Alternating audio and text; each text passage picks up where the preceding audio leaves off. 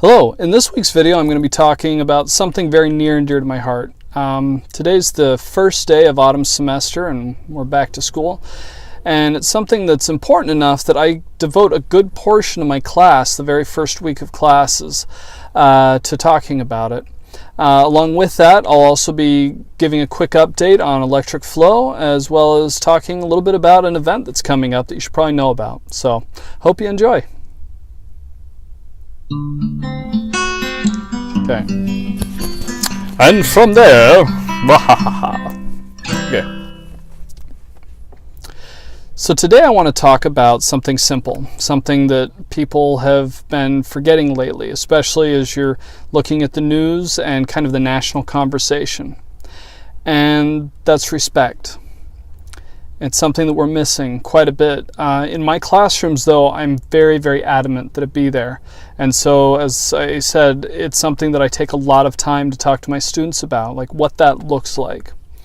At the beginning of the semester, the first week of classes, I have to go through a lot of information. We go through the grading structures, we talk about the books, what's going to be expected, we talk about different services that are available, we talk about a lot of different things.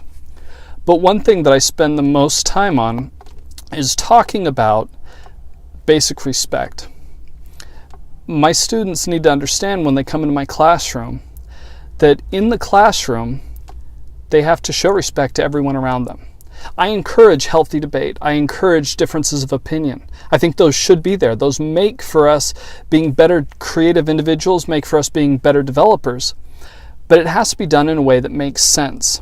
And so when we talk about it, I bring up the example of somebody who you have a differing opinion than. So if somebody says something and you disagree with it, it is okay to let them know that. It is okay to say, look, I disagree with what you just said.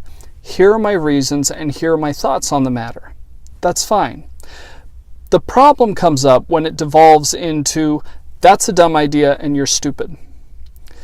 Because as soon as you enter that level of conversation, there's no longer communication happening. There's no edification, there's no growth.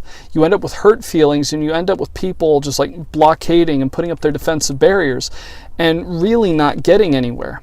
And so it prevents growth, and it also ruins the whole spirit of what I've tried creating in my program, which is this ability to have a very strong group of individuals around you to help support and lift you up. That doesn't mean you're always going to agree with them.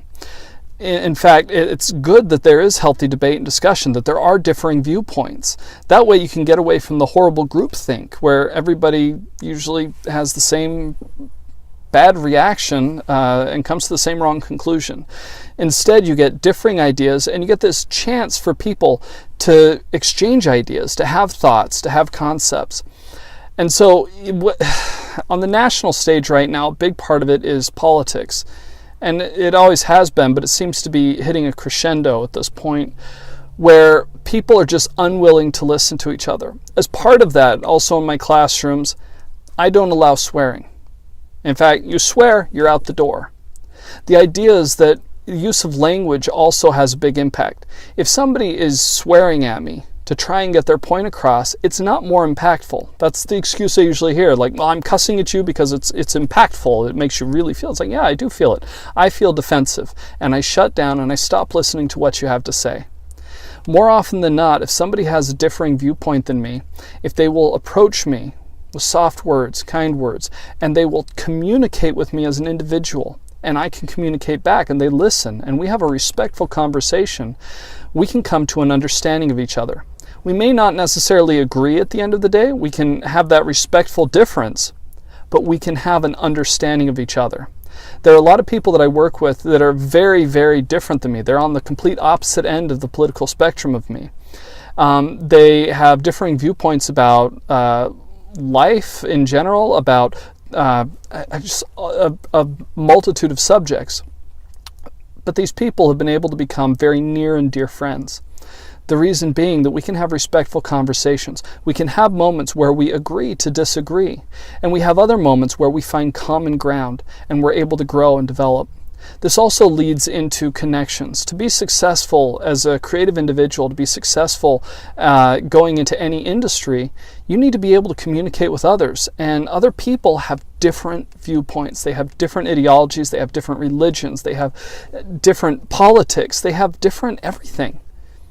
But you have to be able to find common ground. And the only way to do that is, once again, by showing simple respect. Just basic respect. I disagree with what you just said. Here are my thoughts. I'd like to hear your thoughts in return. What common ground do we have? How can we grow from this? What can we do together?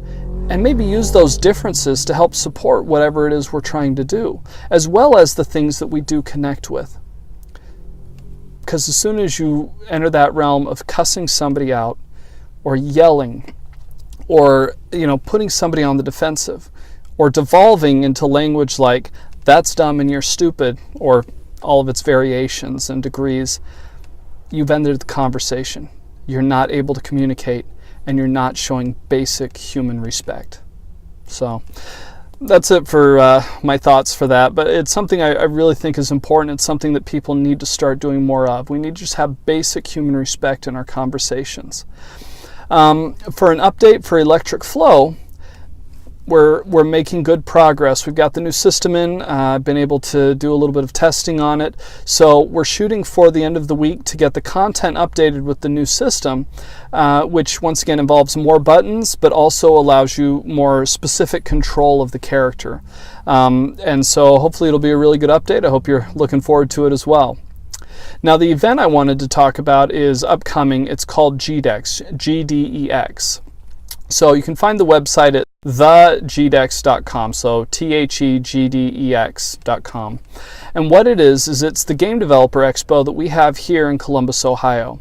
Now, this is the 5th year for the event, and we've moved it this year from COSI to the Columbus Convention Center. And it is going to be amazing. We have some fantastic speakers that are, top of their game in the industry that are going to be coming to speak. It's a great place to get to know the local community. Here in Columbus, we have a very strong game development community that I'm very proud of. There's some wonderful people here. And we've got a lot of great stuff to show. So if you're in the area, please come. And if you're not in the area, try and make the effort and come. We're now the largest, Game Developer Expo of its kind here in the Midwest. And so I encourage you to come and check it out. I'll put a link down in the stuff below, and please check into it. So that's it for this week. Hope you have a good one. Talk to you later. Bye.